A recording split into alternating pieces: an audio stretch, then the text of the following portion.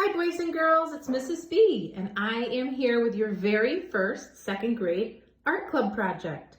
We will have 8 art club projects, so there'll be 7 more after this one. And I send out a video every Sunday to my friends who are signed up in art club.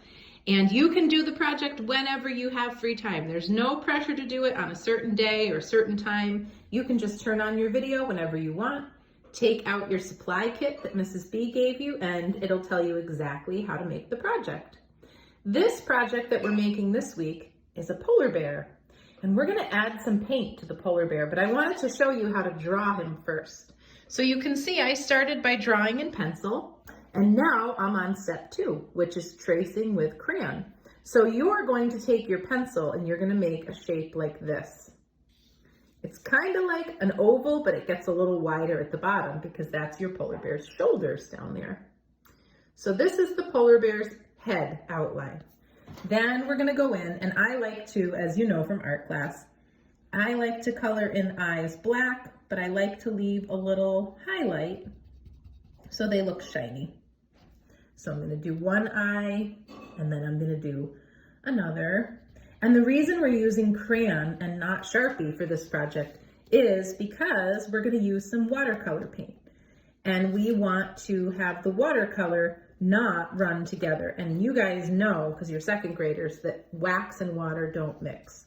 So we've done projects like this before, where we make it in crayon so that when we watercolor, our watercolor paints behave and stay where they're supposed to stay. So I color in his nose black,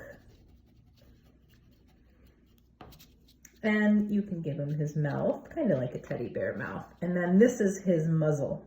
That's the area around his nose. So his muzzle is kind of like an oval shape. This one's better because I used both my hands. In this one, I was tracing my lines and holding my phone to make a video. So once you're at this point, you have your polar bear. You've traced your pencil lines with black crayon. Now you're ready to paint. Now we're gonna do a shading technique when we paint this polar bear. We're gonna take a little bit of blue paint and we're gonna go around the edge of the whole shape. Now polar bears are white, so we don't wanna add too much color. We definitely don't want a blue polar bear, right? But I read an interesting fact that polar bears' hairs, their fur, are actually tubes that reflect what's around them. So they have a white color to them, but the reason they look so white is because they're reflecting the white snow. So I am shading my polar bear by putting blue all the way around the whole shape of his head.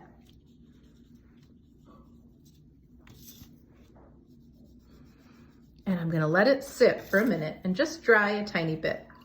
I'm going to shade his muzzle a little also, and for that, I'm gonna dip my paintbrush in the black and then back in the water, and then I'm just gonna touch it to the black because I just want maybe just a little bit more, just the tiniest bit of paint and mostly water.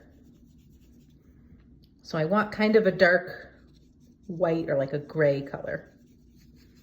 And if it gets too dark like mine, I don't know how much I like the really dark side. You can take a paper towel and just push that on top and it takes some of the color out. I'm gonna do that same technique inside his ears. I wanna just shade it a little bit. I don't want it to be black, but I want it to be a little different than the outside of his ears. There.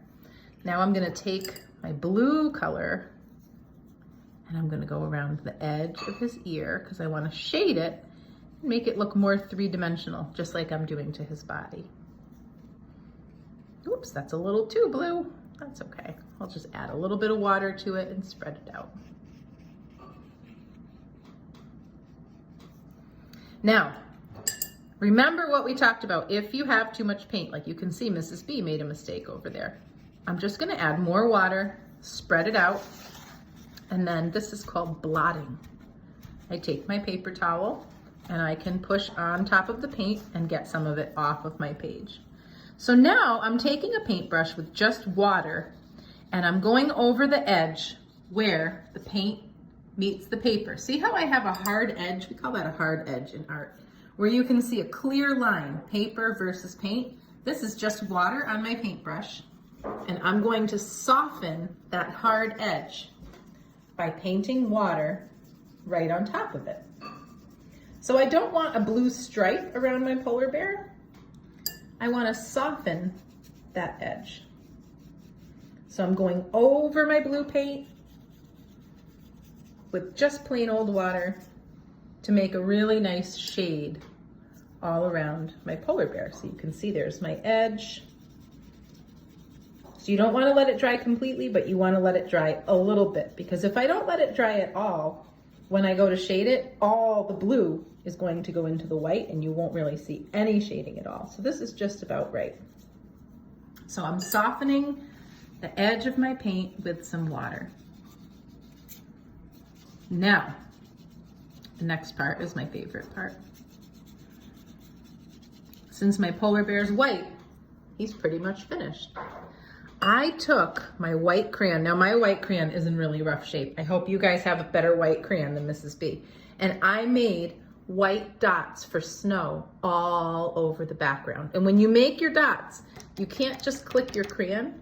You have to push really hard and draw circles for your snowflakes, like really hard. The harder you push, the better this technique will work.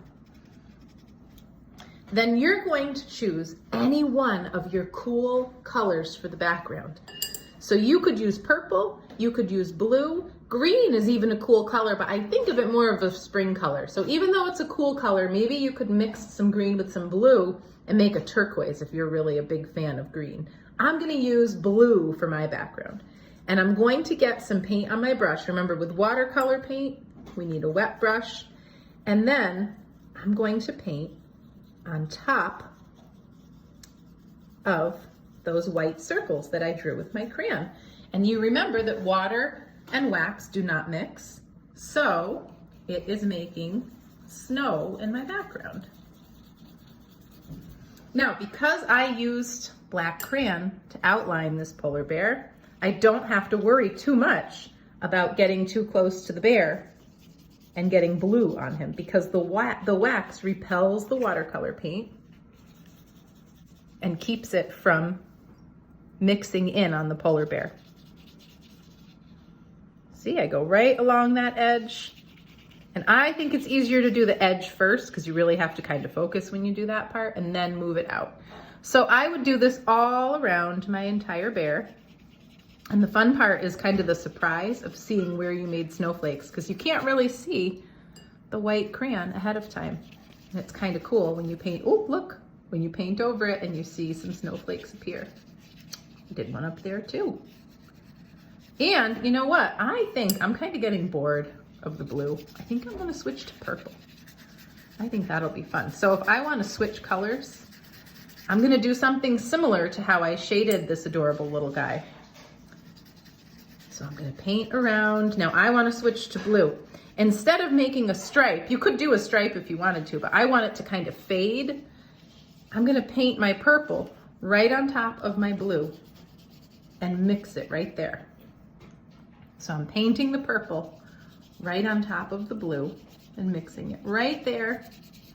And then after I've mixed it, I can switch over to just the purple. Now, another thing you could do is if you're somebody who's really into the Northern Lights, you could Google search a picture of the Northern Lights with a grown-up's help and look at what color you see in the Northern Lights and use that. Like maybe you could do the Northern Lights behind your polar bear, since that happens in Arctic places. That would be pretty neat too. So again, I go around the edge of my bear and all the way down, and I fill in that space. So when I'm down here, I'm gonna go along the edge first and get the hard part finished. And then I'll go over there and fill in the rest of it. So that's pretty much all there is to it. You're going to paint outside after you paint inside. So first you shade your polar bear, then you paint your background. And I will put a picture up of the drawing steps for you if it's easier for you to follow along with the picture. And that is our first art club project. We're gonna make a polar bear, and we're gonna practice using our watercolors to shade. I hope you have a great time doing your first art club project, and I'll send you another video next Sunday with another fun project for you to try. See you then.